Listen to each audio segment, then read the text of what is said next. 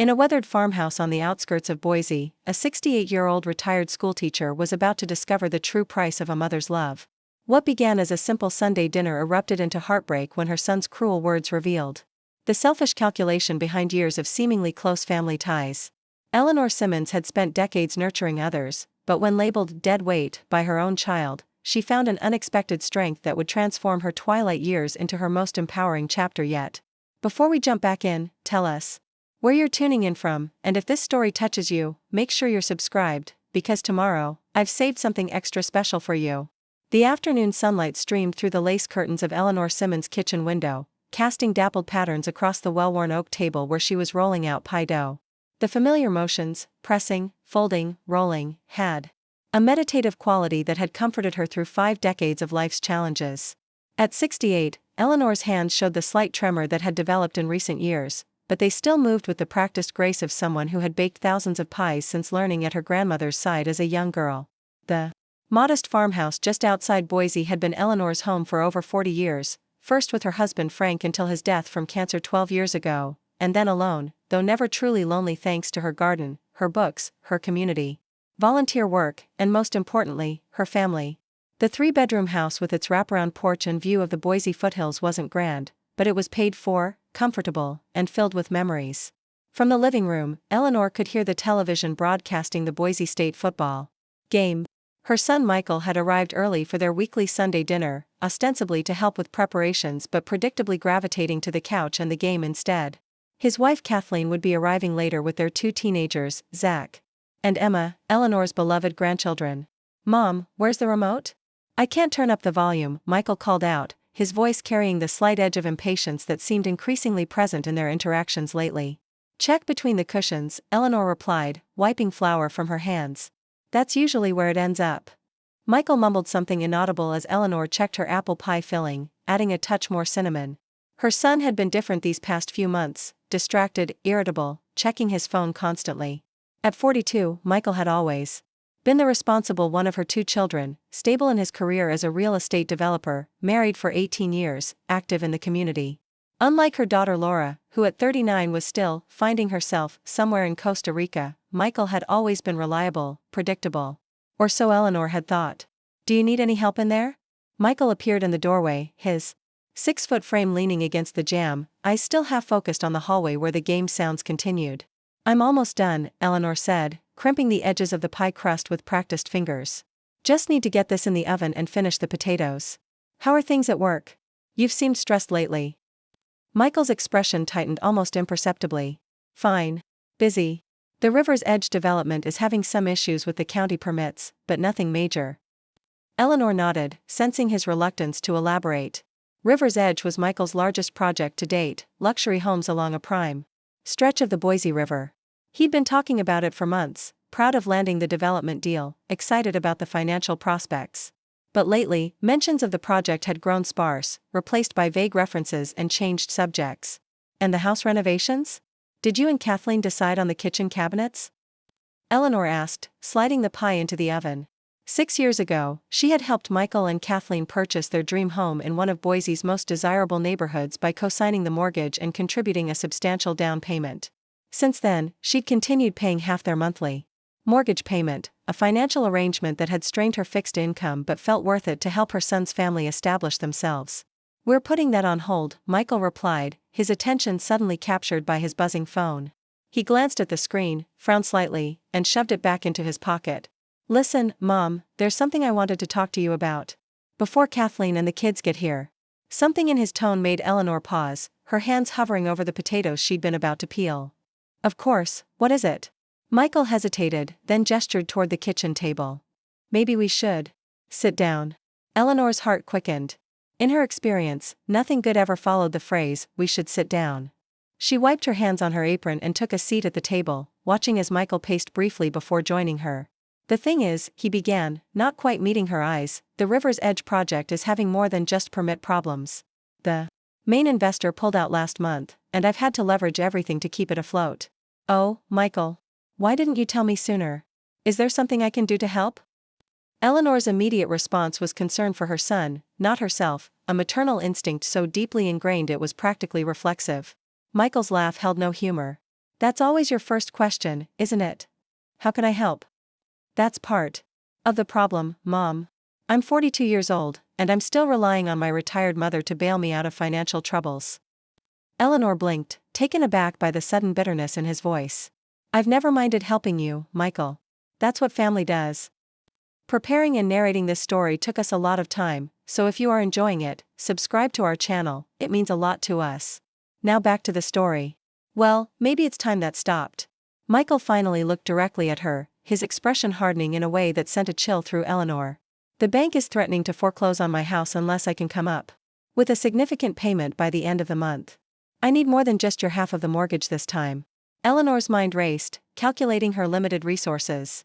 Her teacher's pension, Social Security, and the small amount Frank had left in life insurance provided a modest but manageable income, as long as she was careful and didn't face any major unexpected expenses.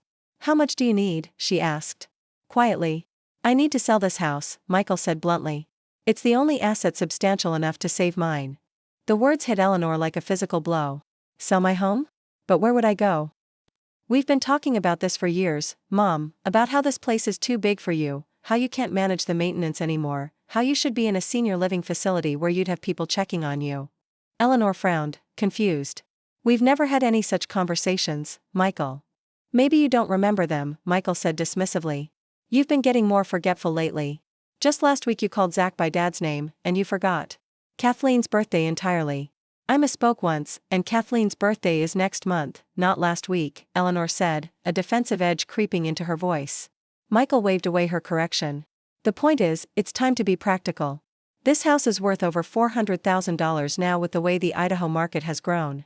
If we sell it, we can pay off my mortgage, save the River's Edge project, and still have enough to get you set up in a nice assisted living place. I don't need assisted living, Eleanor said firmly. I'm completely independent and intend to stay that way. This is my home, Michael. Your father and I paid off this mortgage 20 years ago. We raised you and Laura here. All my memories are in these walls. Memories don't pay bills, Mom, Michael snapped. Look, I know this is difficult, but sometimes we have to make hard choices for the greater good of the family. My business supports 4 people, 5 if you count yourself, since I've been supplementing your income for years. Eleanor stared at her son, momentarily speechless. Supplementing my income? Michael, I've been paying half your mortgage for 6 years. That's over $1,000 a month from my fixed income. Something flickered across Michael's face, a moment of shame quickly replaced by defensive anger. And I've been maintaining this property, haven't I? Fixing the roof last year, repairing the furnace, mowing the lawn every week in summer. Do you think that comes free? Not to mention all the time Kathleen spends checking on you, bringing you groceries, taking you to doctor's appointments. I pay for my own groceries, and I drive myself to appointments, Eleanor said, her confusion giving way to a growing sense of unease. This version of reality Michael was describing bore little resemblance to her actual life. The sound of a car pulling into the driveway interrupted their conversation. Michael glanced toward the window, then leaned closer to Eleanor. Kathleen. And the kids are here. We don't need to upset everyone with this discussion right now, but think about what I've said. This house is the solution to our problems. It's not our problems, Michael. It sounds like it's your business problem that you're trying to solve by taking my home, Eleanor replied, her voice steadier than she felt. Michael's expression hardened. I thought you'd be more understanding. After everything I've done for you since Dad died, the least you could do is help when I really need it. Instead, you're being selfish. The kitchen door opened before Eleanor could respond, and Kathleen entered, carrying a salad bowl. At 40, Kathleen Simmons was still strikingly attractive, her carefully maintained appearance reflecting her background in corporate marketing before she'd left to support Michael's business and raise their children. Something smells amazing in here, Kathleen exclaimed, setting down the salad and giving Eleanor a quick hug. If she noticed the tension in the room, she gave no indication. The kids are just grabbing their things from the car. Zach has a school project he wants to show you, Eleanor. Eleanor forced a smile, her mind still reeling from Michael's unexpected attack. I can't wait to see it. Dinner will be ready in about 20 minutes. The arrival of Zach and Emma temporarily pushed the uncomfortable conversation aside as the kitchen filled with teenage energy and chatter. 16-year-old Zach, lanky and thoughtful like his grandfather had been, proudly displayed his engineering project, a small working windmill that generated enough electricity to power an LED light. 13-year-old Emma, already showing Kathleen's social polish, talked animatedly about her upcoming dance recital. Throughout dinner, Eleanor found herself watching Michael and Kathleen with new eyes, noticing the silent exchanges between them, the way Kathleen subtly steered the conversation whenever Michael's responses grew short. There was an undercurrent here she hadn't perceived before, a tension that went beyond normal family dynamics. "Grandma, are you okay? You've hardly touched your food," Emma said, her young face concerned. Eleanor smiled reassuringly. "Just a little tired today, sweetheart. But I'm enjoying listening to all of you." "Mom's been having more of those low-energy days lately," Michael commented, exchanging a meaningful look with Kathleen. "Remember last Sunday when she couldn't even get out of bed for our visit?" Eleanor frowned. "That never happened. I made breakfast for all of us last Sunday. See what I mean?" Michael said to Kathleen, his voice lowered but still perfectly audible. "The memory issues are getting worse." "I don't have memory issues," Eleanor said firmly, setting down her fork. "And I don't appreciate you suggesting otherwise, especially in front of the children." An uncomfortable silence fell over the table. Zach and Emma exchanged confused glances, clearly surprised by their grandmother's uncharacteristic sharpness. "Why don't you kids clear the table while I serve the pie?" Kathleen suggested smoothly. "Eleanor's famous apple pie for dessert, your favorite, Zach." As the teenagers gathered the plates, Kathleen leaned toward Eleanor. "Michael mentioned you two were discussing some future planning before we arrived. I think it's so wise to be proactive about these things. My mother waited too long to consider assisted living, and it made the transition much harder." Eleanor felt a chill run down her spine. They had clearly discussed this before arriving. This wasn't a spontaneous conversation but a coordinated approach. "I'm not transitioning anywhere, Kathleen. This is my home, and I'm perfectly capable of living independently." "Of course you are, right now," Kathleen said soothingly, patting Eleanor's hand in a gesture that suddenly felt condescending rather than comforting. "But it's always good to plan ahead, don't you think? And with the housing market so strong, this is really the perfect time to consider selling."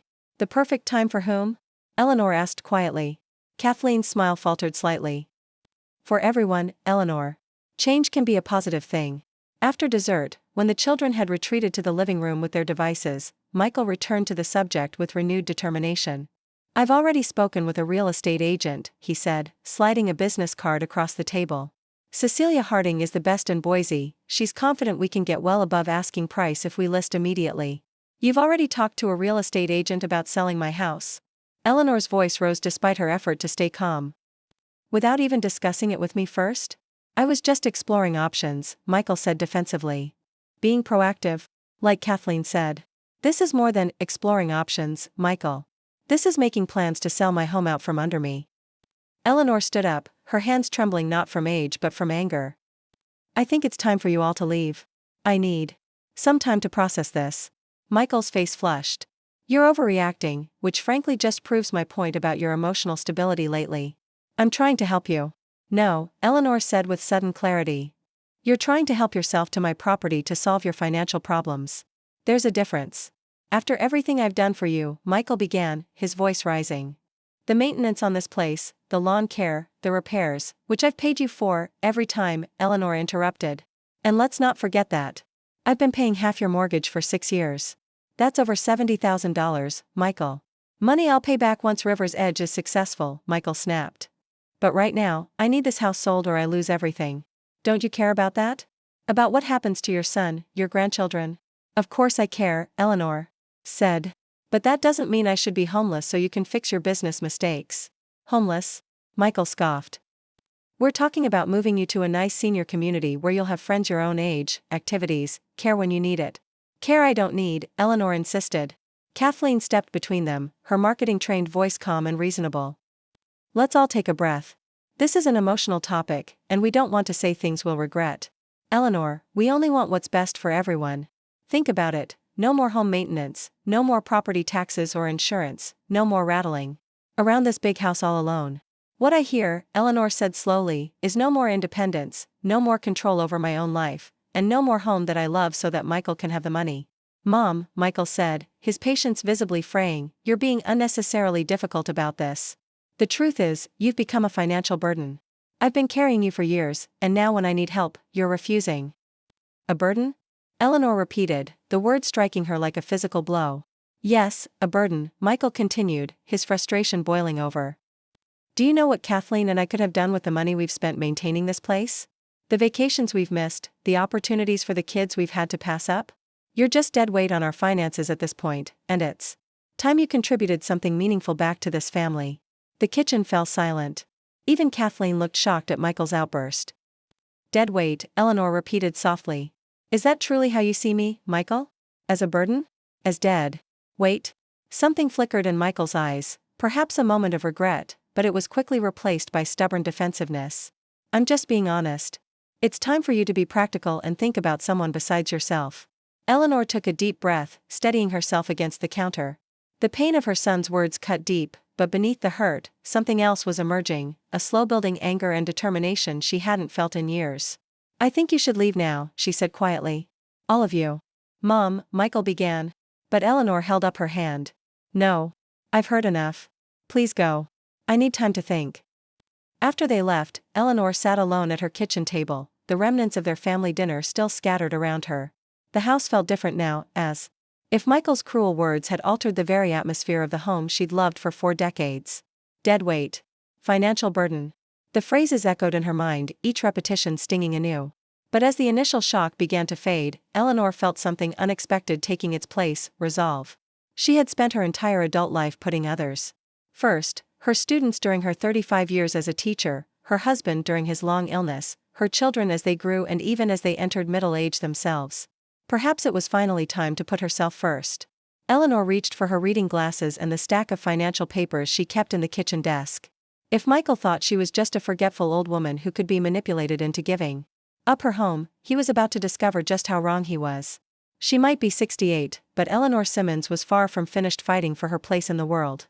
As she sorted through bank statements and property records, a plan began to form in her mind. Tomorrow, she would visit her bank, then a lawyer. It was time to reclaim her power and protect herself from the son who had just revealed his true priorities in the cruelest possible way. Outside, darkness fell over the Idaho farmland that had been her sanctuary for so long. Eleanor switched on the kitchen light and continued working, her resolve strengthening with each passing minute. This wasn't just about keeping her home anymore, it was about standing up for her worth, her independence, and her right to determine her own future. The battle for Eleanor Simmons' dignity had just begun, and she was surprisingly ready for the fight. The next morning, Eleanor woke early, her night's sleep having been fitful at best. Michael's words, dead weight, had followed her into her dreams, but in the clear light of day, her determination only grew stronger. She dressed carefully in a navy blue pantsuit she'd worn to school board meetings during her teaching years. Clothing that had always made her feel professional and capable. By 8 o'clock, she was pulling her well-maintained Honda Civic into the parking lot of First Idaho Bank, where she'd been a customer for over 40 years. Inside, she requested a meeting with Gerald Hoffman, the branch manager who had handled her and Frank's accounts since before retirement. Eleanor. Always a pleasure, Gerald greeted her, rising from behind his desk with a warm smile. At 65, he was nearing his own retirement, and they'd developed a friendly relationship over the decades. What brings you in today? Not often. We see you here in person now that everything's gone digital. I need to make some changes to my accounts, Gerald, Eleanor said, her voice steady despite the emotional turmoil of the past 18 hours. Significant ones. Gerald's smile faded slightly as he recognized her serious tone. Of course. Let's go through everything carefully. For the next hour, Eleanor methodically reviewed her financial arrangements. The joint account she'd established with Michael after Frank died, in case of emergency, closed.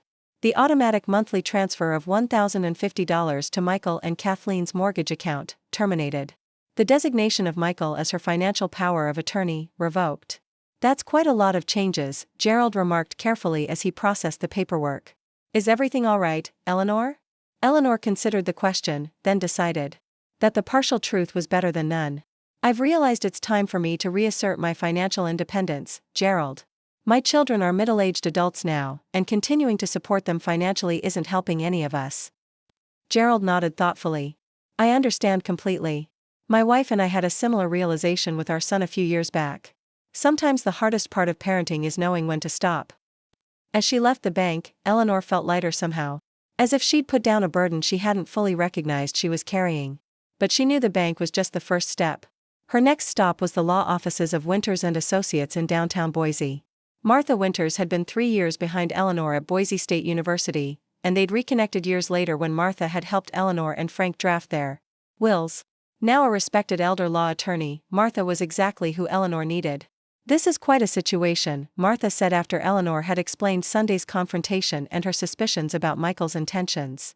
"Unfortunately, I see this kind of financial elder abuse more often than you'd think." "Elder abuse?"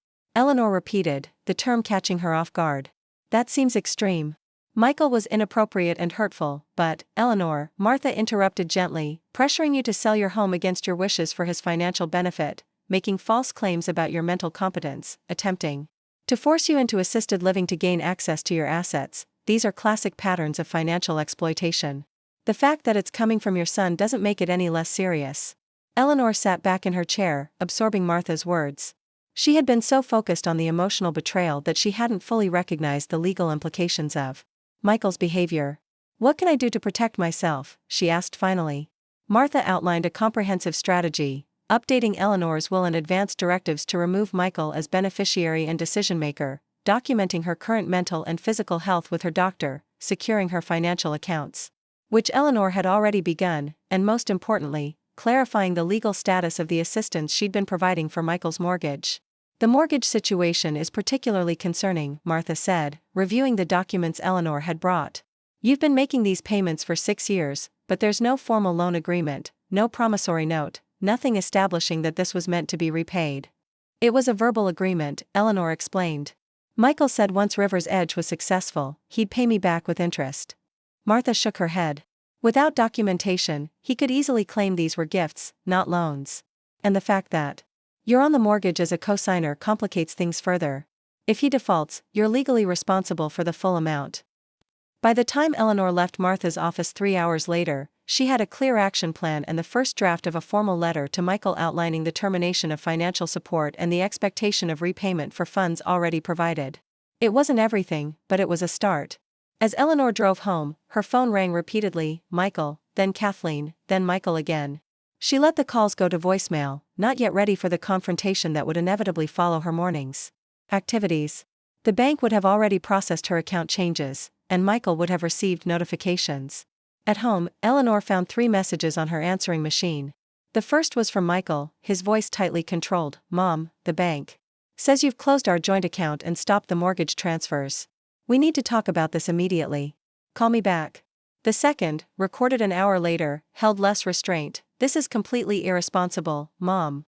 What am I supposed to tell the mortgage company? You can't just pull support without warning. Call me." The third message, left just 30 minutes ago, was from Kathleen. "Eleanor, we're very concerned about these impulsive financial decisions. Michael is extremely upset. This kind of erratic behavior is exactly why we're worried about. You're living alone. Please call us so we can work through this rationally." Eleanor deleted all 3 messages without returning the calls. Martha had advised her to communicate only in writing for now, creating a paper trail of all interactions. Instead, she sat down at her kitchen table with her laptop, a skill she'd mastered despite Michael's frequent suggestions that technology was beyond her, and began composing an email. "Michael," she wrote, "I've made decisions regarding my financial arrangements that reflect my need for independence and security as I age. The automatic mortgage payments have been discontinued permanently.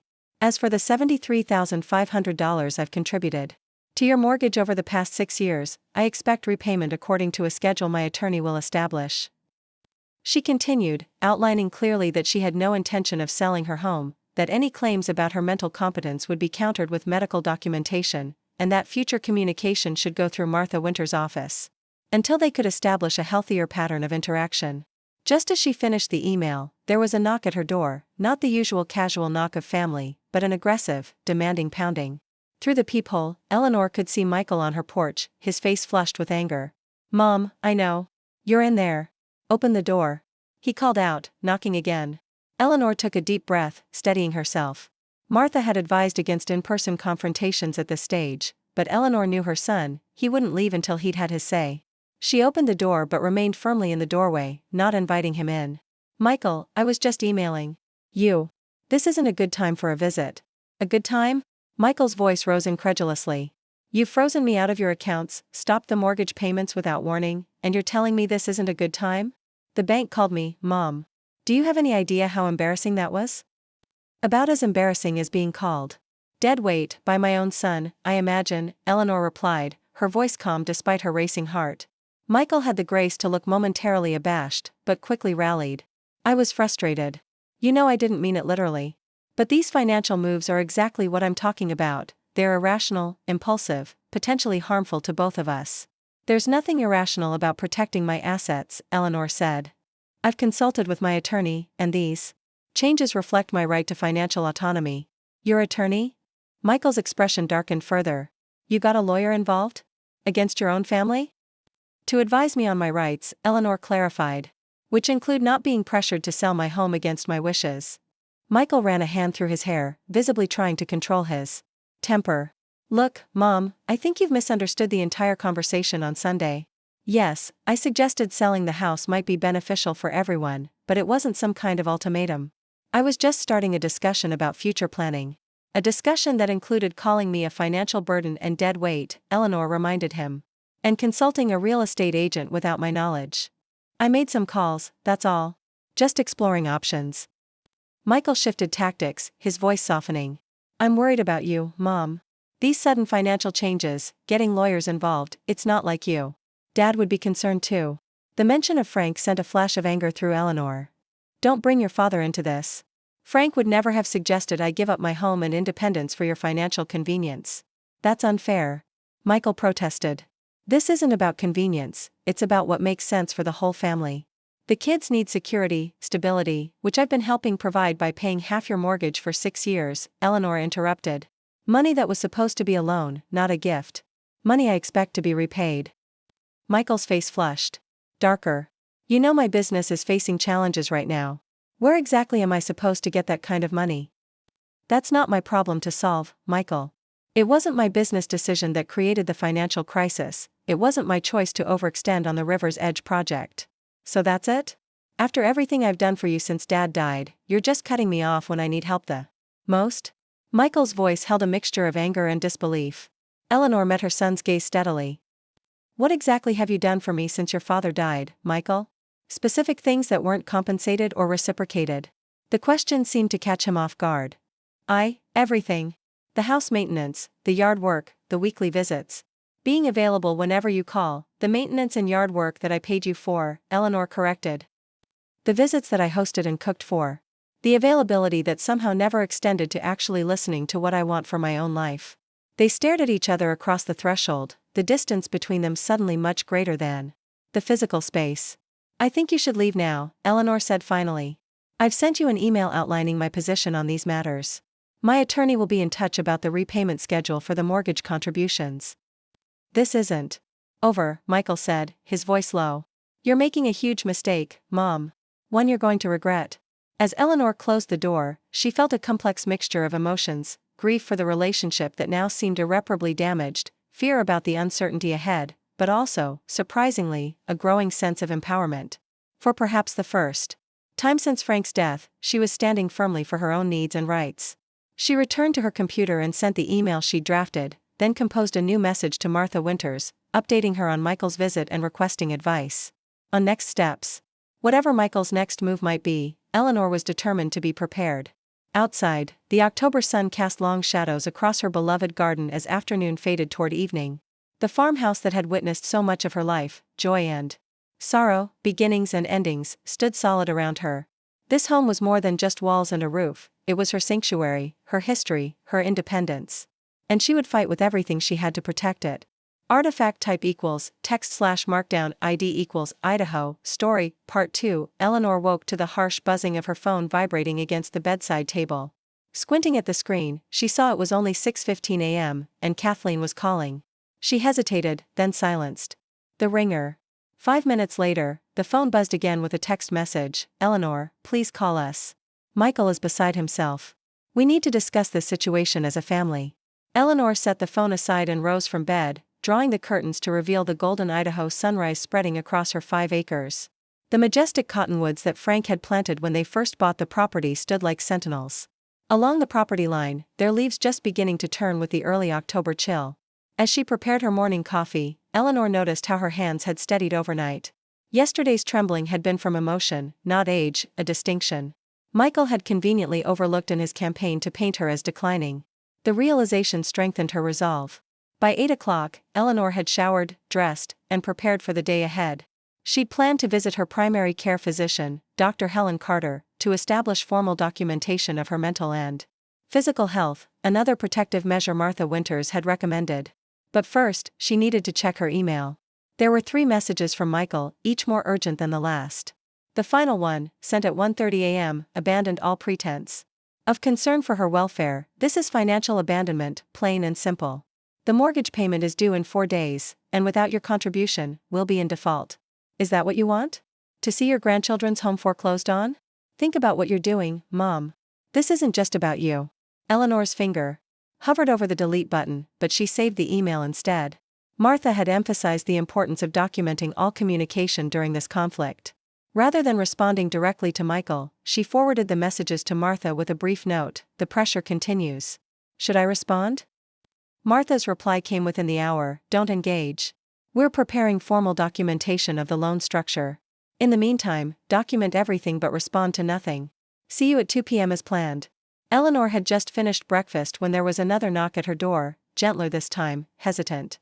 Through the peephole, she saw not Michael but Emma, her 13-year-old granddaughter, standing alone on the porch, her backpack slung over one shoulder. Eleanor opened the door immediately. "Emma, what are you doing here? It's a school day." Emma shifted uncomfortably, not quite meeting her grandmother's eyes. "Dad dropped me off. He said I should talk to you about how worried we all are." A wave of anger swept through Eleanor, not at Emma, but at Michael for using his daughter as an emotional pawn. "Come in, sweetheart. Have you had breakfast?" Emma nodded, following Eleanor to the kitchen. "Dad said you're taking away our house money. He said we might have to move if you don't help us anymore." Eleanor took a deep breath, choosing her words carefully. "Your father and I are having a disagreement about money, Emma. But I want you to know that it's not your responsibility to fix it. This is between the adults." "But Dad said you're being selfish," Emma persisted, repeating what she'd clearly been told. "He said you have plenty of money but you're keeping it all for yourself now." Eleanor's heart ached at the position Michael had put this child in. "Emma, let me ask you something. Do you think this house looks like it belongs to someone with plenty of money?" Emma glanced around the modest kitchen with its well-worn countertops and aging appliances. "I guess not. But Dad said—" "I know what your dad said," Eleanor interrupted gently. "But there's another side to the story. For 6 years, I've been helping your parents pay their mortgage. That's the payment for your house. I did it because I wanted to help, but it was always supposed to be temporary, until your dad's business was doing better. So why stop now?" Emma asked, confusion evident in her young face. "Because your father told me I was dead weight. And that I should sell my home to give him more money," Eleanor said simply, deciding that honesty, carefully delivered, was the best approach. Emma's eyes widened. "Dad said that to you? That's horrible." "It wasn't kind," Eleanor agreed. "But the important thing for you to understand is that this disagreement is between your father and me. It's not your job to fix it, and it's definitely not your job to feel guilty about it." Emma bit her lip. "Dad said I should tell you how scared I am about moving schools if we lose our house." The calculated manipulation in Michael's instructions made Eleanor's blood boil, but she kept her expression calm. "And are you scared about that, Emma? Truly?" Emma hesitated, then sighed. "I don't know. Dad and Mom have been fighting a lot about money lately. Even before this stuff with you. I heard Mom yelling about credit card bills last week." This was new information. Michael had presented his financial troubles as solely related to the River's Edge project, not broader financial mismanagement. Eleanor filed this insight away for later consideration. "Emma, would you like me to drive you to school? You shouldn't miss your classes because of adult problems." Emma nodded, looking relieved. "Could you? Dad said he'd pick me up here after school, but you'd rather not sit here all day waiting," Eleanor finished with a smile. "Of course I'll drive you. And later, I'll call your father and tell him that I don't think it's appropriate for him to involve you in our disagreement." As they drove to Boise Middle School, Eleanor kept the conversation light, asking about Emma's dance recital preparations and her science classes. It was only when they pulled up to the school entrance that Emma turned to her with unexpected seriousness. "Grandma, are you really okay? Dad keeps saying you're getting confused and forgetful, but you seem the same as always to me." Eleanor reached over and squeezed her granddaughter's hand. "I'm perfectly fine, sweetheart. Your father and I see things differently right now, but that doesn't mean either of us is confused. We just have different priorities." After dropping Emma off, Eleanor drove directly to Boise Medical Partners, where Dr. Helen Carter had agreed to fit her in for an urgent appointment. The medical evaluation Martha had recommended wasn't just legal protection, it was becoming increasingly clear that Michael might attempt to challenge Eleanor's competence as a way to gain control of her assets. Dr. Carter, a practical woman in her 50s who had been Eleanor's physician for over a decade, listened carefully to the situation. "So your son is suggesting you're experiencing cognitive decline?" she asked, making notes in Eleanor's electronic chart. "Any specific incidents he's pointed to?" "He claims I've been confused about dates, that I forgot his wife's birthday, that I called my grandson by my late husband's name," Eleanor explained. "But the birthday hasn't even happened yet, and I simply misspoke once with my grandson's name." Dr. Carter nodded. "Let's run a full cognitive assessment today, along with your annual physical, which is due anyway. That will give us a comprehensive baseline." The evaluation took nearly 2 hours, covering everything from memory and problem-solving to physical reflexes and balance. When it was complete, Dr. Carter reviewed the results with Eleanor in her office. "There is absolutely no evidence of cognitive impairment," she stated firmly.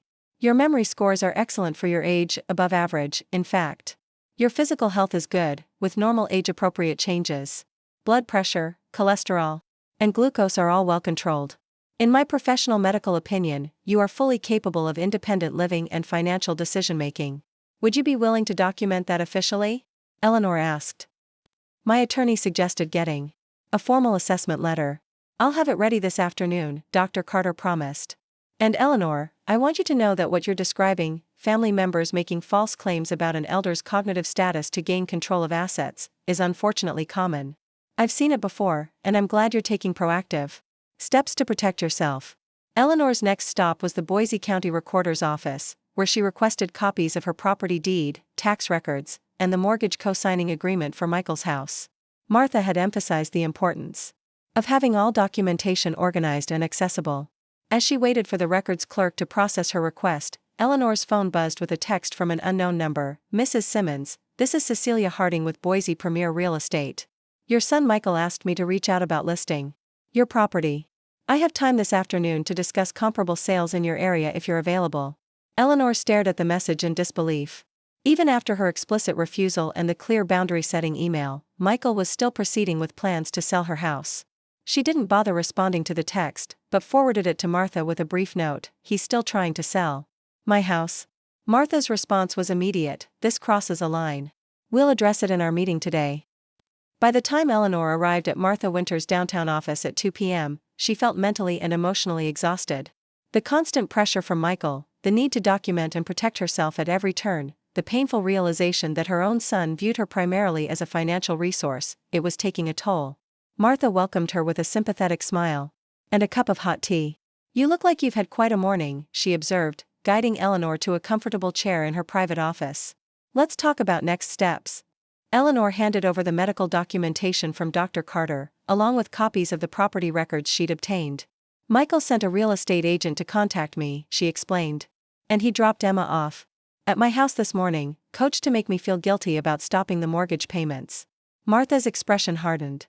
Using a minor child as an emotional pawn is completely inappropriate. As for the real estate agent, that could potentially constitute harassment since you've clearly communicated that you're not selling. For the next hour, they reviewed the documents Martha had prepared: a formal demand letter outlining the loan structure of the mortgage payments Eleanor had been making, a cease and desist letter regarding any attempts to market or sell her property, and updated power of attorney and medical directive documents removing Michael as Eleanor's designated agent in favor of her longtime friend, Diane Reynolds. "What about my will?" Eleanor asked. "Michael is currently my primary beneficiary since Laura has always been so unstable." Martha considered this carefully. "You can certainly change your will, but I'd suggest thinking about that decision separately from the current conflict. Estate planning should ideally reflect your long-term wishes, not reactions to temporary situations, however serious they may be." Eleanor nodded, grateful for the balanced perspective. "You're right. I'll take some time to think about it. In the meantime, these other protections feel like important first steps." "They are," Martha assured her. "With these documents in place, Michael will have a much harder time trying to force you into any financial decisions against your will. The formal loan structure for the mortgage payments establishes that these were not gifts but advances that need to be repaid, and the medical documentation preemptively addresses any attempt to challenge your competence." Just as they were concluding the meeting, Martha's assistant knocked and entered with an urgent message. Mrs. Simmons, your neighbor Mrs. Hernandez just called. She says there are people taking photographs of your house right now, and a woman is placing a sign in your front yard. Eleanor and Martha exchanged alarmed glances. That would be Cecilia Harding, I imagine, Eleanor said grimly. This is outrageous, Martha declared, grabbing her purse. I'm driving you home right now, and we're going to put a stop to this immediately. The 20-minute drive from downtown Boise to Eleanor's farmhouse seemed interminable. When they finally turned onto her street, Eleanor saw exactly what her neighbor had reported. A professional photographer was taking exterior shots of her house, while Cecilia Harding, an elegantly dressed woman in her 40s, was hammering a "coming soon" real estate sign into Eleanor's front lawn. Martha pulled into the driveway and was out of the car before Eleanor could even unbuckle her seatbelt. Excuse me, she called sharply to Cecilia.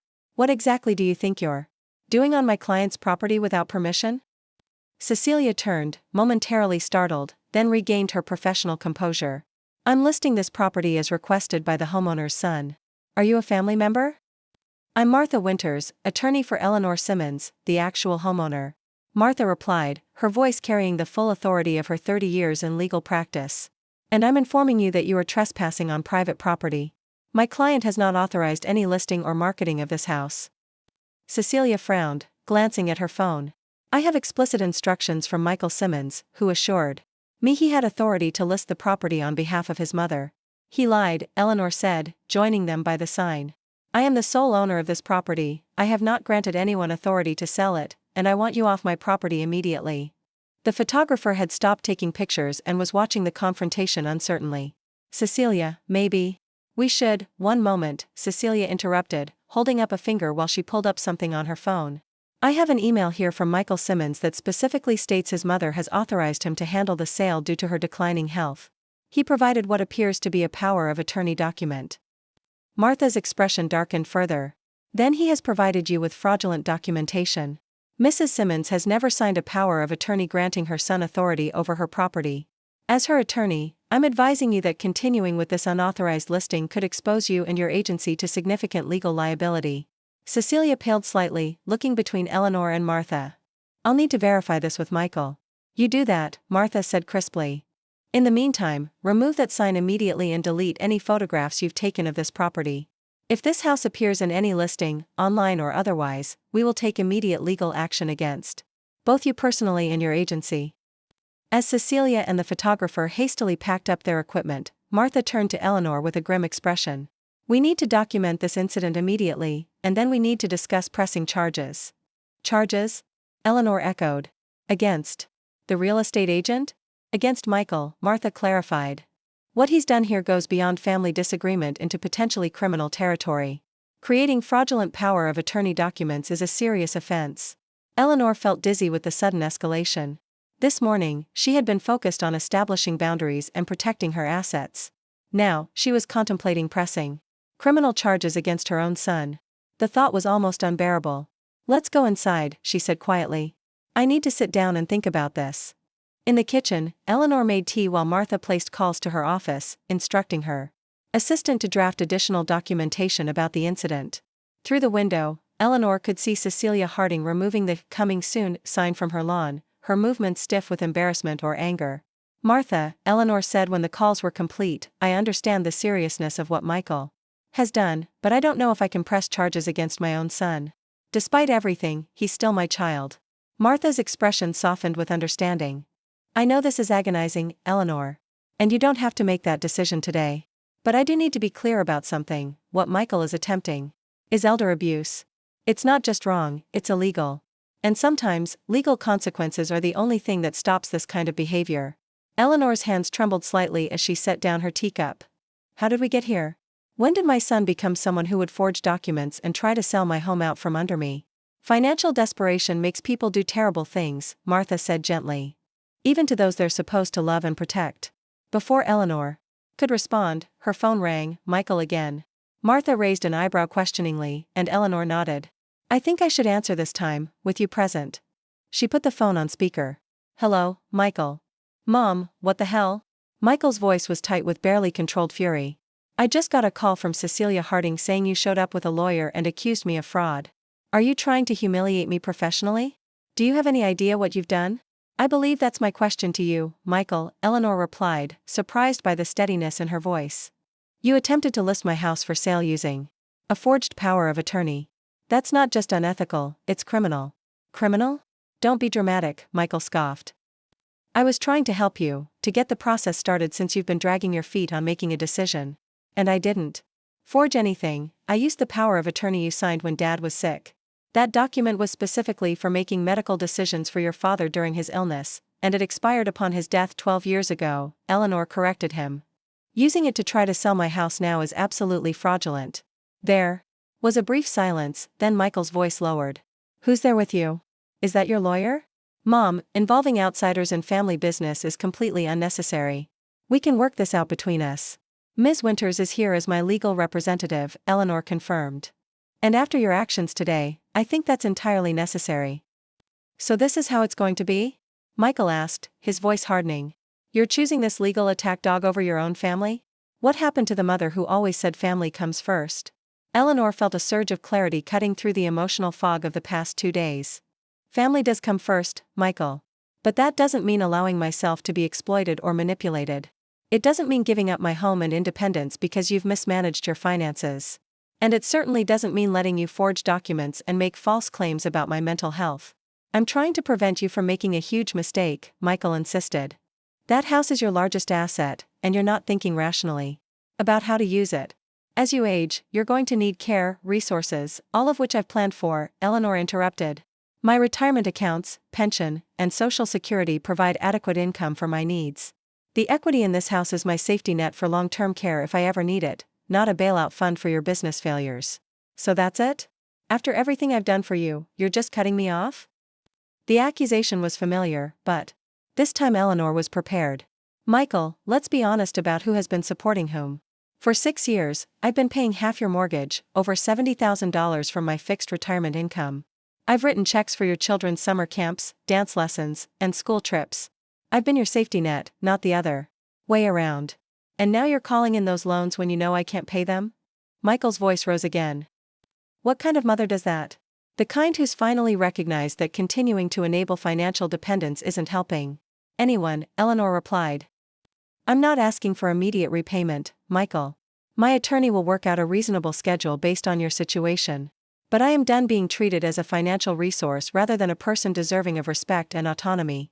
You'll regret this, Michael said, his voice cold.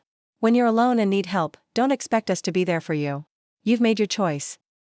The call ended abruptly, leaving Eleanor staring at the silent phone. The threat in Michael's final words hung in the air between her and Martha. He just keeps escalating, Eleanor said quietly. Every time I think we've hit bottom, he finds a new way to threaten or manipulate. That's unfortunately typical in these situations, Martha replied. When the initial pressure tactics don't work, the abuser often escalates to threats, isolation, and more aggressive attempts at control. Abuser, Eleanor repeated, the word feeling strange when applied to her son. Is that really what Michael has become? Martha's expression was compassionate but firm. Based on what I've witnessed, yes. Financial elder abuse takes many forms. But at its core, it's about control and exploitation. Michael's actions, from the emotional manipulation to the fraudulent documents, fit that pattern clearly. Eleanor rose and walked to the kitchen window, looking out at the familiar view of her garden and the rolling Idaho landscape beyond. The beauty that had always brought her peace now felt shadowed by Michael's threats and manipulations. What do I do now? She asked, not turning from the window. We continue with the legal protections we've established, Martha said. The demand letter, the cease and desist, the updated directives. But Eleanor, there's another step I think you should consider, especially after today's events. Eleanor turned back to face her attorney. What's that? A restraining order, Martha said simply. Given the escalating nature of Michael's behavior, it may be necessary to legally restrict his access to you and your property. A restraining order against my own son, Eleanor said, the words almost a whisper. The thought was painful beyond measure, yet she couldn't deny the fear that had crept into her heart with each new boundary Michael had violated. Think about it, Martha advised, gathering her documents. In the meantime, I suggest you stay with a friend for a few days. Michael is angry and escalating, and I'm concerned about your safety here alone. After Martha left, Eleanor sat at her kitchen table, her thoughts swirling.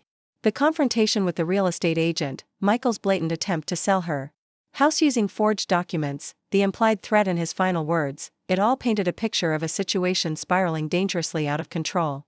Her phone buzzed with a text from Kathleen, "You've destroyed our family. Michael is devastated. How could you humiliate him professionally like this? This isn't the Eleanor we thought we knew." Eleanor set the phone aside without responding.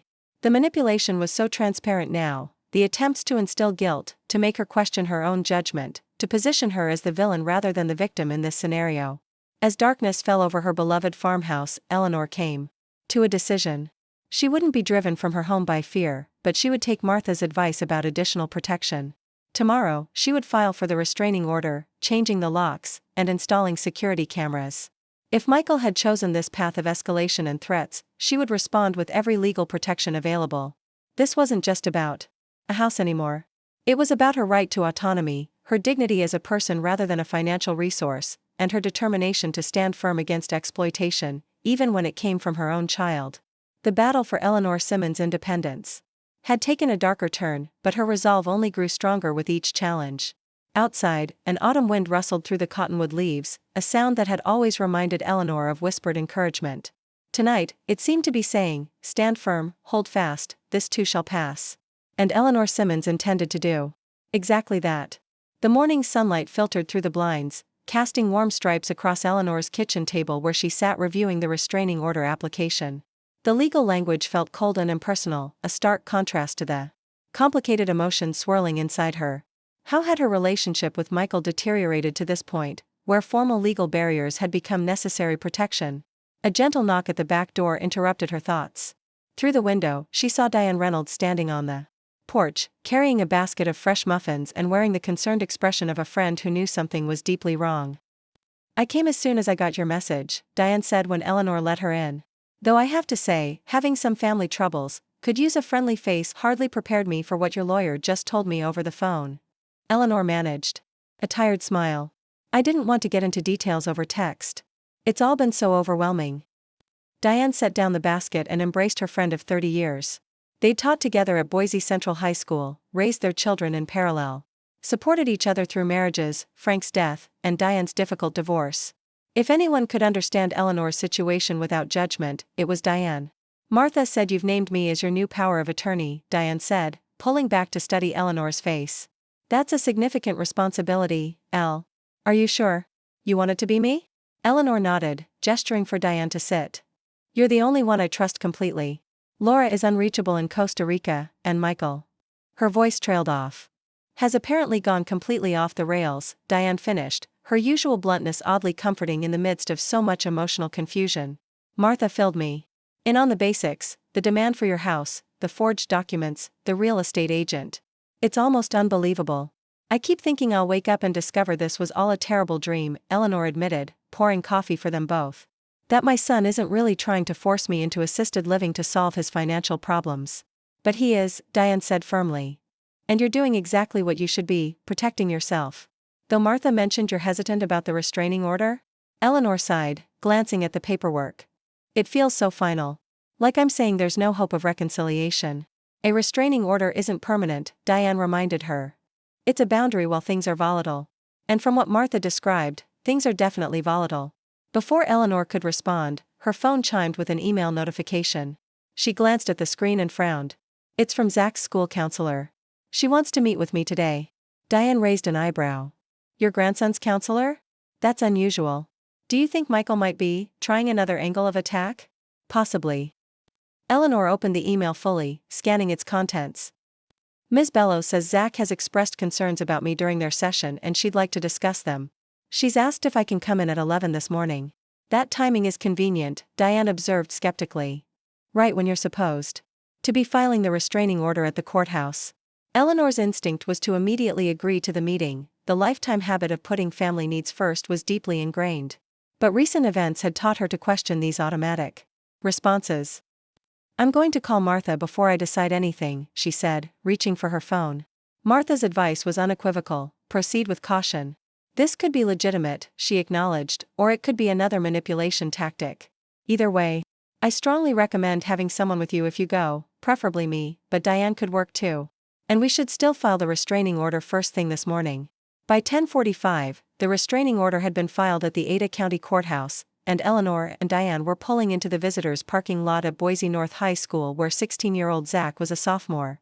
The temporary restraining order would not be active until served to Michael, which would likely happen later that day. As they walked toward the administration building, Eleanor felt a complex mixture of emotions. Concern for Zach, certainly, if he was genuinely worried about her, she wanted to address that. But also wariness about what might really be happening here. The school counselor, Patricia Bellows, was a professionally dressed woman in her 30s who greeted them in the reception area. She seemed momentarily surprised by Diane's presence. "I was expecting to meet with just Mrs. Simmons," she said, glancing between them. "Ms. Reynolds is my designated advocate," Eleanor explained smoothly, using the term Martha had suggested. "Given some current family complications, I've asked her to accompany me to meetings that might involve sensitive discussions." Ms. Bellows nodded, though Eleanor caught a flicker of something: hesitation? Concern? Cross her face. "Of course. Please, come into my office." The counselor's office was designed to be calming, with plants, comfortable seating, and inspirational posters about growth and resilience. Ms. Bellows gestured for them to sit in the chairs facing her desk. "Mrs. Simmons, as I mentioned in my email, Zach spoke with me yesterday. He seemed quite distressed about your welfare." "In what way?" Eleanor asked carefully. "He mentioned that his father is very concerned about your living situation, that you've been experiencing memory issues and confusion, and that you've been making some concerning financial decisions recently." Ms. Bellows consulted her notes. "He also said you've been refusing help from family members who are trying to look out for your best interests." The familiar narrative made Eleanor's heart sink. This was clearly Michael's influence, his version of events being filtered through his son. "Ms. Bellows," she said quietly, "I appreciate your concern for both Zach and me. But I think it's important for you to know that what you've just described is not an accurate representation of the situation." Briefly but clearly, Eleanor outlined the actual circumstances: Michael's financial difficulties, his pressure to sell her home, the unauthorized attempt to list her property, and the documented evidence of her mental and physical competence. From Dr. Carter. Ms. Bellows' expression shifted from professional concern to something more troubled. "Mrs. Simmons, I have to be honest with you. Your son Michael actually called me yesterday, expressing these concerns about your cognitive state. He suggested that Zach was worried and might need counseling support to deal with a grandmother in decline. That's what prompted me to schedule our session with Zach." "And what did Zach actually say during your session?" Diane asked pointedly. Ms. Bellows hesitated, clearly uncomfortable. Zach seemed confused more than anything. He said his father had told him that his grandmother was becoming forgetful and making bad decisions, but that when he spoke with you himself, you seemed completely normal. He said he was worried, not about you, but about why his father was saying these things. Eleanor felt a surge of affection for her grandson, alongside deep sadness that he was being pulled into this conflict. "Is Zach here today? Could I speak with him?" "He is, but I'm not sure that would be appropriate given the circumstances," Ms. Bellows replied. "If there's a family dispute ongoing, there is more than a dispute," Diane interjected. "There is documented evidence of elder abuse, including financial exploitation and false claims about Mrs. Simmons' mental capacity.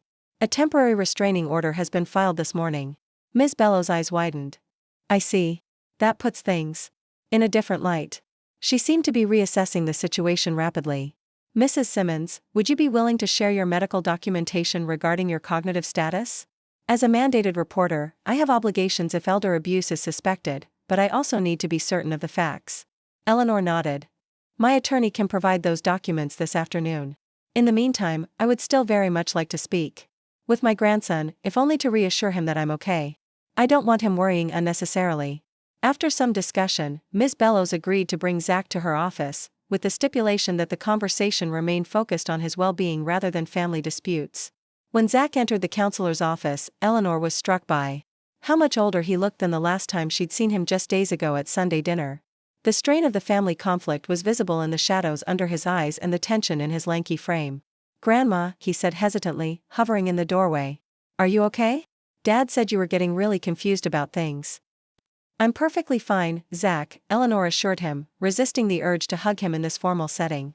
"There's a disagreement between your father and me about some financial matters, but it has nothing to do with my health or mental clarity." "So you're not going senile?" The blunt question, delivered with teenage directness, almost made Eleanor smile despite the seriousness of the situation. "No, sweetheart. I'm not senile, confused, or forgetful. I've had a complete medical evaluation that confirms I'm in good cognitive health. Zach's relief was visible. I told Dad you seemed fine to me. He got really mad and said I was too young to understand the signs of dementia. Eleanor glanced at Ms. Bellows, who was observing their interaction carefully. Zach, I want you to know that whatever happens between your father and me, my feelings for you and Emma haven't changed. I love you both very much. Is it true you stopped paying our mortgage? Zach asked, his expression troubled. Dad said we might lose the house because of you. The directness of the question caught Eleanor off guard. That's a complicated adult situation, Zach. What I can tell you is that I've been helping your parents financially for many years, and I recently decided that needed to change. The mortgage is primarily your parents' responsibility, not mine. Zach nodded slowly. Dad's been super stressed about money lately. Even before this stuff with you. I heard him and Mom fighting about credit card bills and something called a second mortgage last month. This new information confirmed Eleanor's growing suspicion that Michael's financial troubles extended well beyond the River's Edge project. A second mortgage suggested they had already borrowed against their home equity before approaching her about selling her house. Thank you for telling me that, Zach. And thank you for being concerned about me. But please try not to worry too much. Adult problems have adult solutions. After Zach left, Ms. Bellows seemed troubled. Mrs. Simmons, based on my interaction with both you and Zach, I'm inclined to believe your version of events. If you're willing to share those medical documents with me, I can ensure that any future contact from Michael regarding your cognitive status is properly contextualized. I would appreciate that, Eleanor said sincerely. My greatest concern right now is protecting Zach and Emma from being further drawn into this conflict. As they left the school, Diane squeezed Eleanor's arm supportively. You handled that beautifully. And it sounds like Zach has a good head on his shoulders. He's not buying Michael's story. But he's still being affected by it, Eleanor said sadly. All of this is impacting the children, no matter how much I'd like to shield them. Diane nodded.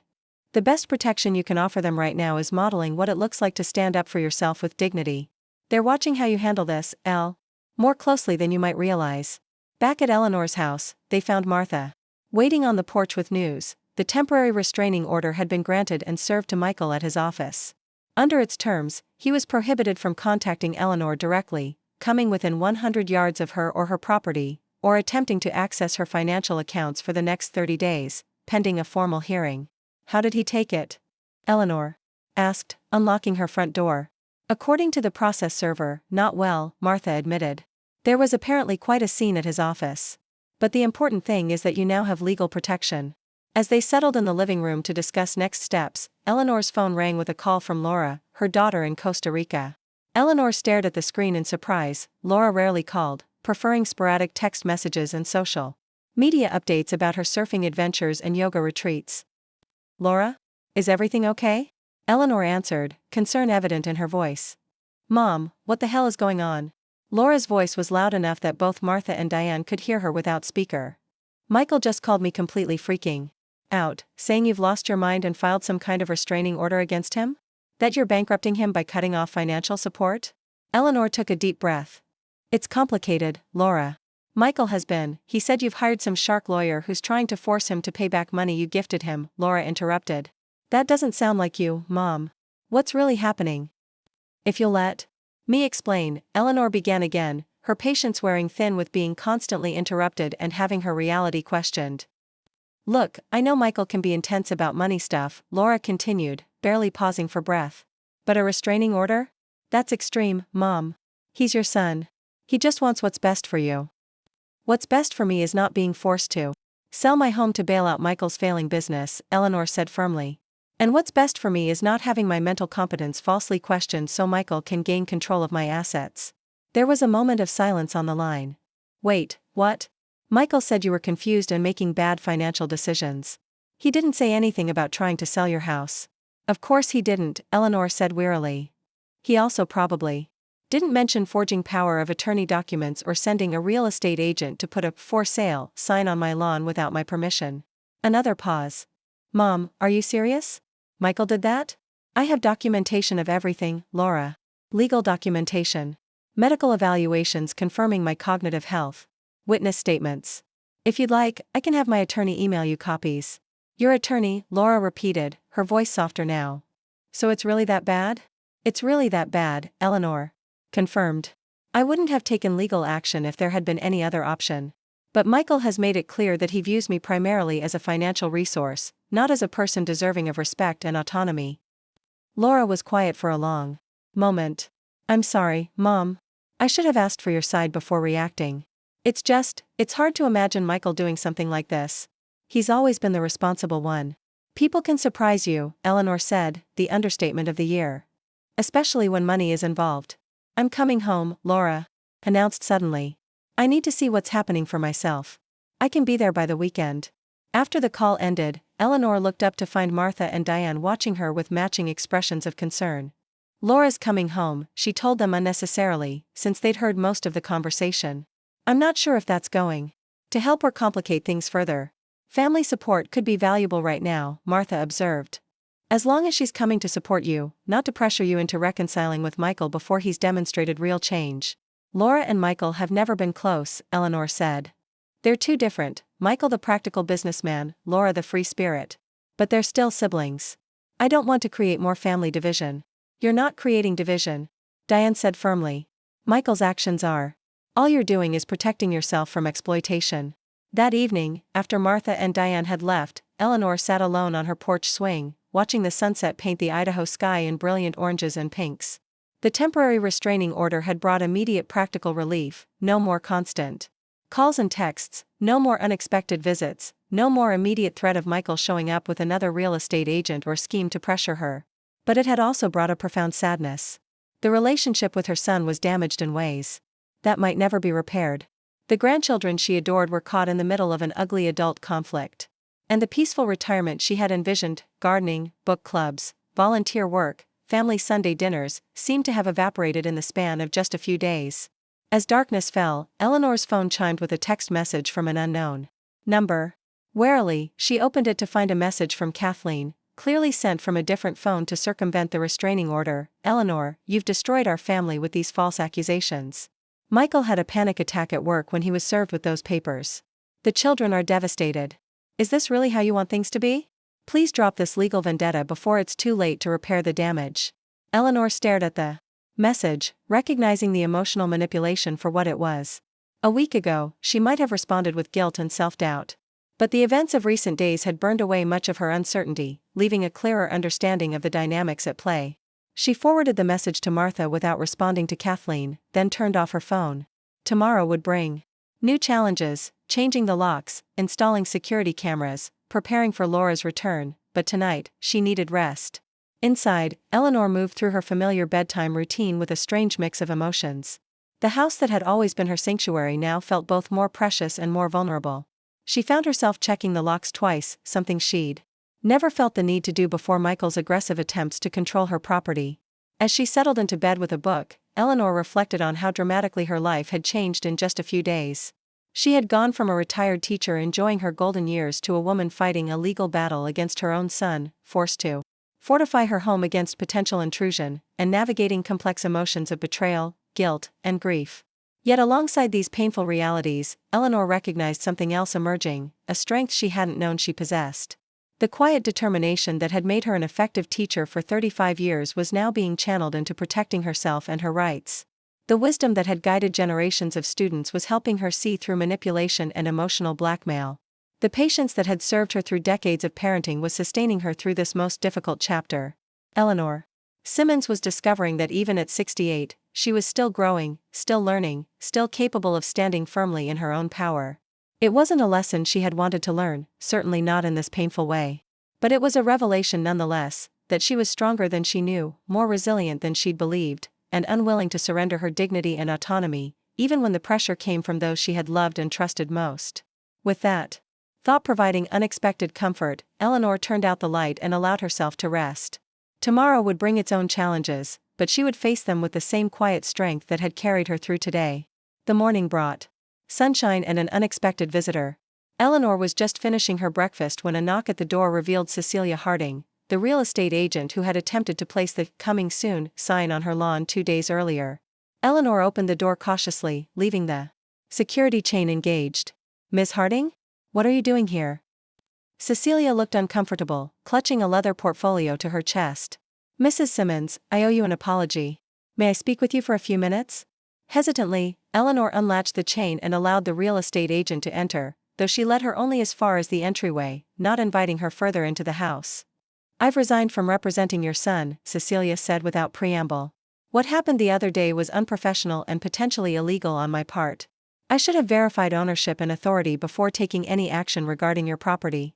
Eleanor studied the woman's face, seeing what appeared to be genuine regret. "Thank you for saying that. May I ask what prompted this visit?" Cecilia hesitated. "After your attorney confronted me, I did some research.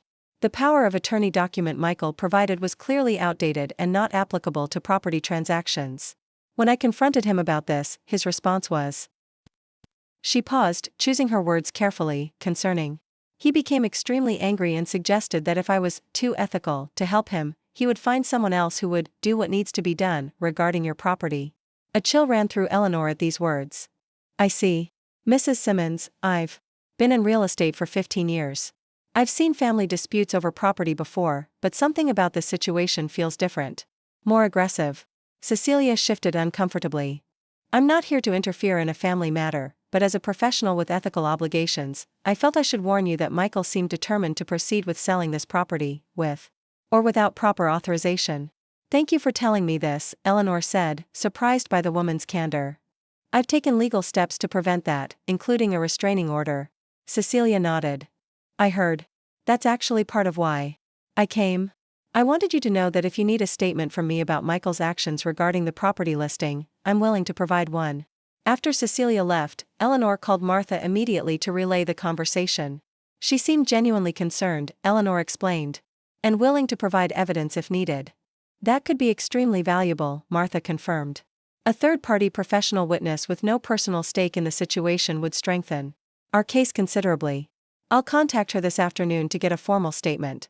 The rest of the morning passed in a blur of practical security measures. A locksmith arrived to change all the exterior locks. A security company installed cameras covering the driveway, front porch, and back entrance. Martha's assistant delivered a packet of legal documents for Eleanor to review before the formal restraining order hearing scheduled for the following week.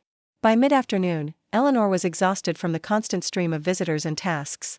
She had just sat down with a cup of tea when her phone rang with a call from Emma's dance studio.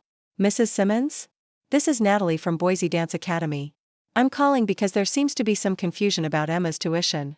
We received notice that the automatic payment from your account has been stopped." Eleanor frowned. She had indeed been paying Emma's dance tuition directly, $175 monthly for the specialized ballet program the girl loved. But she hadn't canceled the payment. "There must be some mistake," she told Natalie. "I didn't stop that payment." "Well, we also received a rather, strongly worded email from Michael Simmons stating that you would no longer be covering Emma's dance expenses and that the studio should not accept any payments from you going forward." Eleanor's hand tightened around her phone. This was a new low, using Emma's beloved dance classes as another point of pressure and punishment. "Natalie, please don't cancel Emma's enrollment," Eleanor said. "I'll come by today with a check for this month, and we can sort out the automatic payments going forward." After hanging up, Eleanor sat motionless at her kitchen table, a new wave of anger washing over her. Michael wasn't just attacking her directly, he was now using his children as pawns, potentially depriving Emma of an activity that meant the world to her, all to punish Eleanor for standing up to him. The familiar self-doubt began to creep in. Was she being selfish? Should she just give Michael what he wanted to prevent the children from being hurt in this conflict? But as quickly as the doubt arose, Eleanor recognized it for what it was. The result of decades of prioritizing others' needs above her own. Of being the peacekeeper, the supporter, the one who sacrificed to make everyone else's lives easier. "No," she said aloud to her empty kitchen. "This stops now." With renewed determination, Eleanor gathered her purse and car keys.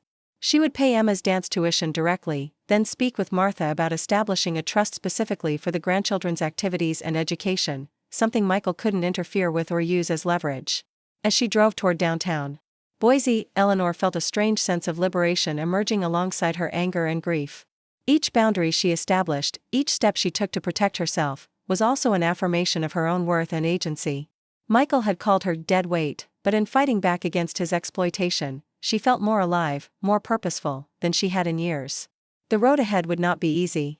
The restraining order hearing, Laura's impending visit, the ongoing emotional manipulation through the children, all of these challenges loomed large. But for perhaps the first time since this conflict began, Eleanor felt genuinely confident in her ability to face them. She was not just a retired teacher, not just a widow, not just a mother and grandmother whose value was measured by what she could provide to others. She was Eleanor Simmons, strong, determined, resilient, and absolutely unwilling to be anyone's dead weight ever again.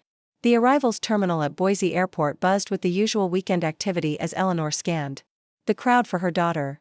It had been nearly 18 months since Laura's last visit home, a brief Christmas stopover before she jetted off to some spiritual retreat in Guatemala. At 39, Laura Simmons remained as unpredictable and free-spirited as she'd been. At 19, a stark contrast to her methodical, business-minded brother. A flash of bright turquoise caught Eleanor's eye, and there was Laura, striding through the terminal in flowing pants and a crop top that revealed the sun-kissed skin of someone who'd spent years in tropical climates. Her dark hair, now streaked with natural highlights, was piled in a casual knot atop her head, and multiple beaded bracelets clinked on her wrists as she waved enthusiastically. "Mom!" Laura enveloped Eleanor in a fierce hug that smelled of coconut oil and some exotic essential oil. "You look amazing. And totally, completely sane, by the way." Despite everything, Eleanor laughed. Laura's bluntness had always been refreshing, if occasionally inappropriate. "Thank you for that professional assessment, dear." Laura pulled back to study her mother's face. "Seriously, you look strong. Not at all like the confused old lady Michael described." Her expression darkened. "I'm still processing that he would make up such horrible lies about you." "It's been a lot to process for everyone," Eleanor acknowledged, leading the way toward the parking garage. "I'm just grateful you came." "Of course I came.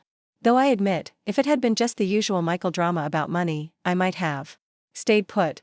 But when he started claiming you had dementia, that's when I knew something was really wrong. Michael can be obsessive about finances, but fabricating a medical condition to get control of your assets? That's a whole new level of messed up." As they drove from the airport toward Eleanor's home, Laura's initial animation gave way to more serious questioning. "So you really filed a restraining order against him? That seems so extreme." Eleanor kept her eyes on the road, choosing her words carefully. "It became necessary after he forged power of attorney documents and tried to sell my house without permission. The restraining order isn't about punishment, Laura. It's about protection." Laura was silent for a moment, absorbing this. "I've been trying to understand what could make Michael do something like this. He's always been so proper, so concerned with appearances and doing things the right way." "Financial desperation changes people," Eleanor said simply. "The Michael we knew, the responsible one, the rule follower, that person might still exist somewhere. But right now, he's being driven by fear and desperation. Still, to turn on his own mother." Laura shook her head. "I just can't imagine ever thinking it would be okay to try to force you out of your home, no matter how desperate I was." They pulled into Eleanor's driveway, and Laura noticed the security cameras immediately. "Wow, you've gone full fortress mode." "Another necessary precaution," Eleanor said, unlocking the front door. Michael was showing increasingly aggressive behavior before the restraining order. "My attorney recommended these measures." Inside, Laura whistled softly as Eleanor gave her a tour of the new security features, changed locks, window sensors. Even a panic button system that would alert both the security company and Diane in case of emergency. "This is intense, Mom. Are you really that afraid of Michael?" Eleanor considered the question seriously. "I'm not afraid of Michael physically harming me. I'm afraid of his determination to get what he wants regardless of legal or ethical boundaries. The security measures are about creating space for the legal process to work." Later, over dinner at the kitchen table, Laura shared updates about her life in Costa Rica, the yoga studio she taught at part-time, her modest success selling handcrafted jewelry to tourists, her on-again, off-again relationship with a Brazilian surfer named Paulo. But Eleanor could sense her daughter's restless energy, the questions simmering beneath the surface small talk. Finally, Laura set down her fork and fixed her mother with a direct gaze. "So when's the hearing for the permanent restraining order?" "Wednesday morning," Eleanor replied. "Martha, my attorney, says we have a strong case given the documented evidence of Michael's attempts to sell the house and his violation of the temporary order by having Kathleen contact me." "What happens if you get the permanent order? What does that mean for the family long term?" The question cut to the heart of what had been troubling Eleanor since filing the initial paperwork. "I don't know, Laura. I wish I had a neat answer about how this all gets resolved, but I don't. Right now, I'm focused on protecting myself legally and financially. The family healing, if that's even possible, will have to come later." Laura nodded slowly. I spoke to Emma yesterday. She's really confused and upset about all this. Says her dad is constantly ranting about how you've betrayed the family, but then she talks to you and you seem completely normal and loving. It's messing with her head. Eleanor's heart ached at this confirmation of how the conflict was affecting her granddaughter. I've tried to keep the children out of this as much as possible. I'm still paying for Emma's dance classes, still sending Zach encouraging notes about his science projects. But Michael is actively using them as emotional leverage. That's so wrong, Laura said with a flash of anger. Using the kids as pawns in his financial scheme. It's manipulative and damaging. It's also sadly common in these situations. Eleanor sighed. My attorney says financial elder abuse often involves isolating the victim from other family members, especially those who might be supportive. Laura reached across the table and squeezed her mother's hand. Well, that part of his plan failed spectacularly. I'm here, and I'm on your side. She hesitated, then added, I did get a very strange call from Kathleen yesterday, though. She said you're working with some predatory attorney who's manipulating you into attacking Michael legally. Martha Winters is hardly predatory, Eleanor said dryly. She's a respected elder law attorney who's known our family for decades. She graduated from Boise State 3 years after I did. That's what I figured, Laura nodded. Kathleen was laying it on pretty thick, said you were being influenced by aggressive legal counsel, and that if I really loved you, I'd help you reconcile with Michael before things go too far legally. Eleanor frowned. That sounds like they're worried about more than just the restraining order. Martha mentioned that once we document the financial exploitation, there could potentially be criminal charges. Criminal? Laura's eyes widened. Like, Michael could go to jail? It's unlikely to reach that point, Eleanor assured her. But financial elder abuse is a crime in Idaho, not just a civil matter. Forging power of attorney documents, attempting to sell property fraudulently, these are serious offenses. Laura let out a low whistle. No wonder they're scrambling. Michael's whole carefully constructed image as the successful, upstanding businessman would be destroyed if this became public knowledge. The next morning brought a fresh complexity to the situation. Eleanor and Laura were just finishing breakfast when the doorbell rang. Through the new security camera feed displayed on Eleanor's phone, they could see Zach standing on the front porch, shifting nervously from foot to foot, his bicycle propped against the railing. That's odd, Eleanor murmured. Zach knows about the restraining order. He wouldn't be here unless something was wrong. She opened the door to find her grandson looking pale and agitated. Grandma, I need to talk to you. It's important. Eleanor ushered him inside, where Laura greeted him with a warm hug. Hey, science guy. I've missed you. Zach managed a weak smile for his aunt, but his expression quickly returned to one of distress. I didn't know where else to go. Dad's going crazy at home, yelling about lawsuits and restraining orders, and Mom's just crying all the time. Emma locked herself in her room last night and wouldn't come out. Eleanor guided him to the kitchen table. What happened, Zach? Dad got some papers yesterday. Legal stuff. He went ballistic, started throwing things, shouting that you're trying to destroy him. Zach's voice shook slightly. He said he'd see you in hell before paying back a cent, and that if you pushed this, he'd make sure everyone knew you were a demented old woman who couldn't remember her own children's names. Eleanor exchanged a glance with Laura. The papers would have been the formal demand for repayment of the mortgage contributions, not an immediate demand, but a structured repayment plan that would begin in 90 days.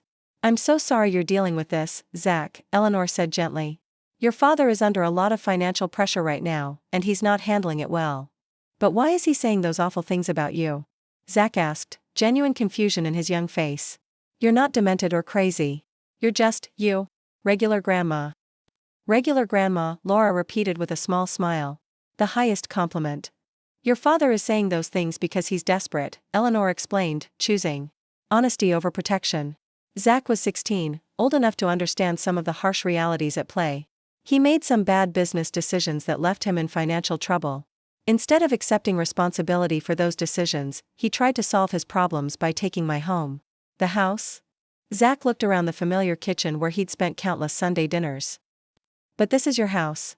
You and Grandpa paid for it years ago.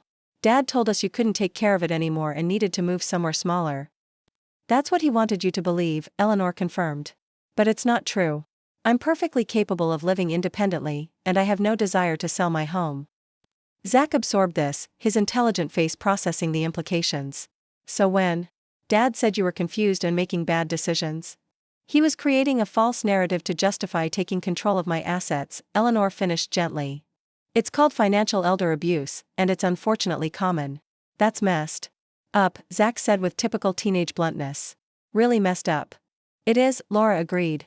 And it's brave of you to come here today, especially knowing your dad wouldn't approve. Zach's expression turned anxious again. That's the other thing. He doesn't know I'm here. I told him I was going to the library to work on a science project. If he finds out I came to see you, he won't hear it from us, Eleanor assured him. But Zach, I don't want you putting yourself in a difficult position. Your relationship with your parents is important. So is my relationship with you, Zach said firmly. And I know right from wrong. What Dad's doing is wrong. The simple, moral clarity of his statement brought unexpected tears to Eleanor's eyes. In the midst of all the adult complexity, legal maneuvers, financial calculations, emotional manipulation, her 16-year-old grandson had cut through to the ethical heart of the matter. Thank you for that, Zach, she said softly. It means more than you know. After ensuring Zach had something to eat, Laura offered to drive him back to a location near his home, where he could plausibly have been at the library. As they were preparing to leave, Zach hesitated in the doorway. Grandma, there's something else you should know. I heard Dad on the phone yesterday talking about River's Edge. He said they're completely out of funding and the bank is foreclosing on the project. He called it a total loss. I think that's why he's getting even more desperate about your house. This new information confirmed what Eleanor had suspected, that Michael's financial troubles were more severe than he'd initially admitted. A complete foreclosure on River's Edge would likely mean personal bankruptcy for Michael, given how heavily he'd leveraged himself in the project. After Laura and Zach left, Eleanor called Martha to update her on this development and Zach's report of Michael's reaction to the repayment demand. His reaction isn't surprising, Martha said. But the foreclosure on River's Edge is significant new information. If Michael is facing bankruptcy, he might become even more aggressive about accessing your assets. On the other hand, bankruptcy would actually provide a structured way for him to address his debts, including what he owes you. I'm worried about the children, Eleanor admitted. Zach described a home environment that sounds increasingly volatile. That's concerning, but outside the scope of our immediate legal focus, Martha reminded her gently. The restraining order hearing is our priority right now. Speaking of which, I've just received notification that Michael has retained new counsel, Gregory Phillips from Westwood Law Group.